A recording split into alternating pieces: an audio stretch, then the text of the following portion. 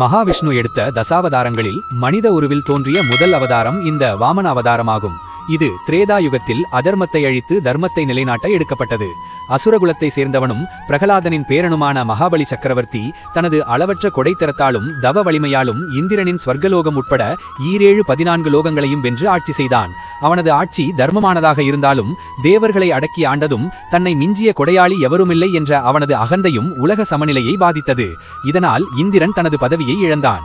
தேவர்களின் தாயான அதிதி தேவி தனது பிள்ளைகளின் நிலையை கண்டு வருந்தி மகாவிஷ்ணுவை நோக்கி பயோ விரதம் மேற்கொண்டு வேண்ட, அதன் பயனாக விஷ்ணு அவருக்கும் காசியப முனிவருக்கும் மகனாக வாமனன் என்ற பிரம்மச்சாரி அந்தன சிறுவனாக அவதரித்தார்.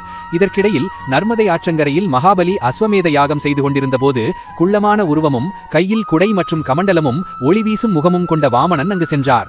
அந்த சிறுவனின் தேஜஸை கண்டு மயங்கிய மகாபலி, உனக்கு என்ன வேண்டும்? பொன்னோ பொருளோ நாடோ எதை வேண்டுமானாலும் கேள், தருகிறேன் என்று கூற, வாமனரோ மிகவும் பக்குவமாக, எனது காலடியால் 3 அடி நிலம் மட்டும் போதும் என்று கேட்டார். இதை கேட்ட மகாபலியின் குரு சுக்கராச்சாரியார், வந்திருப்பது விஷ்ணு என்பதை உணர்ந்து, இது உன்னையும் உன் குலத்தையும் அழிக்க வந்த மாயை, தானம் கொடுக்காதே என்று எச்சரித்தார்.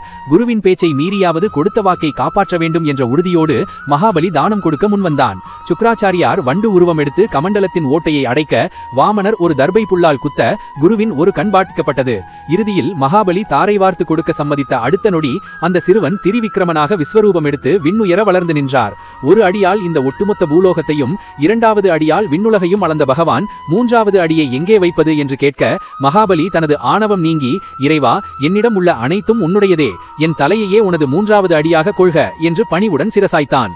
பகவான் அவனது தலை மீது பாதம் வைத்து அவனது அகந்தையை அழித்து அவனுக்கு பாதாள லோகத்தின் ஆட்சியை தந்ததோடு வரும் காலத்தில் அவனே இந்திரனாக வருவான் என்ற வரத்தையும் அளித்தார். இக்கதை மனிதன் தான் செய்யும் நற்செயல்களாலேயே ஆணவம் கொள்ளக்கூடாது என்பதையும், இறைவனிடம் முழுமையாக சரணடைவதே ஒரு ஆன்மாவின் உண்மையான வெற்றி என்பதையும் நமக்கு போதிக்கும்.